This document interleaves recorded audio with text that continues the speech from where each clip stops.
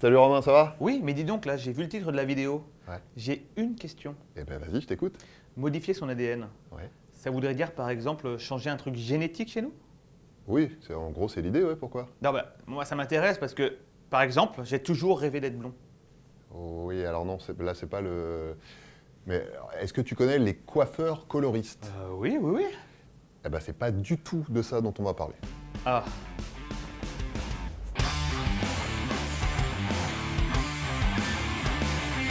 Peut-on modifier notre ADN? Bon, je vais être sympa, je vais pas faire le forceur et vous obliger à rester jusqu'à la fin pour avoir la réponse, d'autant que vous la connaissez peut-être déjà. Oui, on peut. Non mais, restez quand même, hein, parce que le plus intéressant c'est comment on fait ça et pourquoi on fait ça. Alors, déjà, on va se mettre un peu d'accord sur les mots, parce que tout le monde les connaît, mais il y a pas mal de trucs un peu mystiques qui tournent autour de tout ce qui touche à la génétique. L'ADN, déjà. C'est quoi, en vrai? L'ADN, c'est l'acide désoxyribonucléique. Voilà, débrouillez-vous avec ça.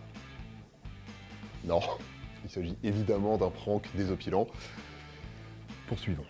Donc, pour résumer, on a dans le noyau de chacune de nos cellules, enfin, pas toutes, mais on va pas chipoter, 46 chromosomes, composés chacun d'ADN, et dans cet ADN, il y a nos gènes.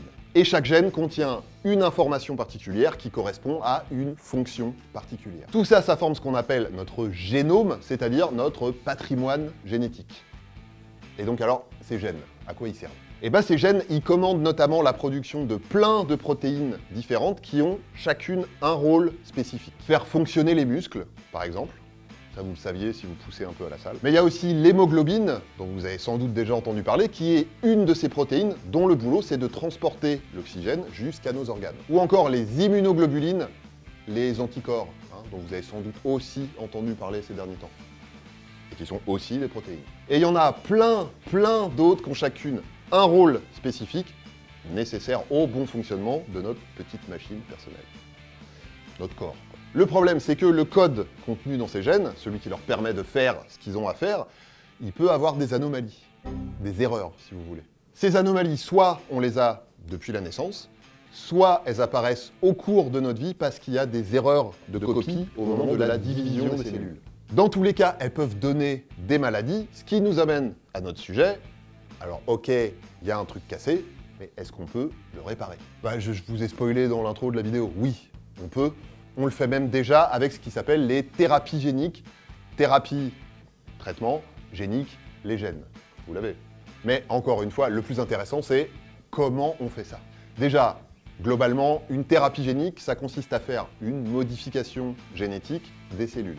Une modification extrêmement précise, ciblée sur les gènes qui ne fonctionnent pas correctement.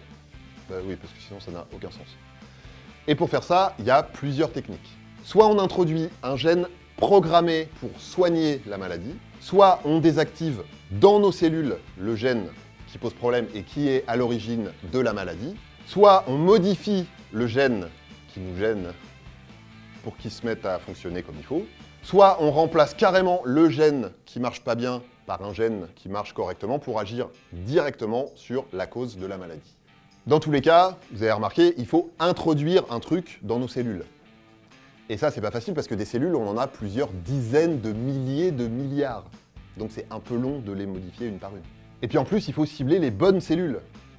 Et ça, même si on a une très bonne vue, c'est pas facile non plus. Donc, l'idée, pour amener les gènes à bon port, c'est de trouver un perceur de coffre. Vous savez, comme dans les films de braquage, quand le gars cherche les meilleurs dans leur domaine. Là, le profil recherché, c'est quelqu'un qui connaît bien le business des cellules, quelqu'un qui va être capable de reconnaître les cellules qu'on veut cibler, et puis surtout, qui va être capable de rentrer dedans. D'où l'analogie avec le perceur de coffre. Et bien ce profil, on l'a trouvé, c'est des virus. Ouais, parce que les virus, c'est exactement comme ça qu'ils fonctionnent. Ils repèrent une cellule, ils rentrent dedans, et après, ils font comme chez eux, ils mettent les pieds sur la table et tout, mais surtout, ils déposent leur propre matériel génétique dans la cellule, et ils se multiplient grâce à elle. Alors, du calme, je vois vos lèvres inférieures qui commencent à trembloter là. Non, on n'introduit pas une maladie virale pour soigner une autre maladie. Le virus, qui va servir de vecteur, c'est-à-dire de moyen de locomotion, on commence par lui retirer son propre bagage génétique, celui qui rend malade, et on le remplace par les gènes sains, ceux qui vont permettre de soigner. Ensuite, il ne reste plus qu'à l'injecter dans notre organisme. Le virus, lui, il pense qu'il fait son boulot comme d'habitude, sauf que ce qu'il introduit dans nos cellules, c'est un médicament. Il y a des chercheurs qui essaient de trouver d'autres véhicules pour transporter le matériel génétique vers les bonnes cellules, mais pour l'instant, c'est ces virus dénués de toute propriété malfaisante qui sont utilisés, et ça fonctionne très bien. Donc, vous avez compris le principe, on ne modifie pas globalement tout notre ADN, on en répare une partie qui est abîmée pour soigner les maladies qui sont nées de cette anomalie. Alors, de quelle maladie on parle exactement? Les thérapies géniques, ça existe depuis les années 60, enfin, c'est à cette période qu'on a commencé à les développer. Au départ, elles ont surtout été envisagées pour soigner des maladies dans lesquelles il n'y avait qu'un seul gène qui marchait pas bien, mais les progrès de la recherche font qu'aujourd'hui, on s'attaque à des trucs un peu plus complexes. Il y a deux chercheuses qui ont même identifié en 2012 un processus qui permet de couper des séquences entières d'ADN, comme avec une paire de ciseaux, et de les remplacer. Ça s'appelle CRISPR. Et les scientifiques en question, la française Emmanuelle Charpentier et l'américaine Jennifer Doudna, ont reçu le prix Nobel de chimie en 2020 pour leur découverte. Les premières recherches, elles ont concerné les bébés bulles. C'est des bébés qui sont nés avec un système immunitaire très déficient, voire sans aucune défense, et qui nécessitent qu'ils soient placés sous une bulle pour les protéger des agressions extérieures, comme les infections, d'où le nom qu'on leur a donné. Il y a d'autres recherches qui se sont tournées vers une maladie de la rétine qu'on appelle l'amorose congénitale de Leber, qui provoque une malvoyance, voire une cécité, c'est-à-dire le fait d'être aveugle. Pour le moment, au total, il y a moins d'une dizaine de traitements qui ont passé toutes les étapes et qui ont reçu les autorisations pour être utilisés. Et oui, parce que, mais maintenant vous savez ça, mettre au point ce genre de thérapie, entre la phase de recherche, les essais cliniques, etc., c'est très long. Et comme on l'a vu, on se penche dessus que depuis les années 60. Mais les thérapies géniques, ça représente un vrai espoir de trouver des solutions pour des maladies pour lesquelles il y en a peu, voire pas du tout aujourd'hui. Et il y a un très grand nombre de recherches qui sont menées en ce moment. Alors parmi ces maladies, on parle aussi bien de diabète, de maladies cardiovasculaires, de certains types de myopathies, des maladies neurodégénératives comme Alzheimer ou Parkinson, l'hémophilie, la mucoviscidose, mais aussi des maladies rares. Et de nombreuses formes de cancer.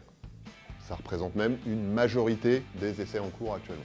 Donc, vous avez compris, c'est encore jeune, mais les thérapies géniques, c'est une piste très prometteuse pour l'avenir, et il y a du monde qui planche dessus. On estime même qu'entre 2020 et 2021, il y a eu une vingtaine de nouvelles thérapies géniques qui pourraient être mises sur le marché. Donc, on n'en est qu'au début, mais vous devriez en entendre parler dans les années à venir. Voilà, DTC, c'est fini pour aujourd'hui. On se retrouve très vite pour de nouvelles vidéos. D'ici là, prenez soin de vous et prenez soin des autres. Mettez-vous bien et surtout, portez-vous bien.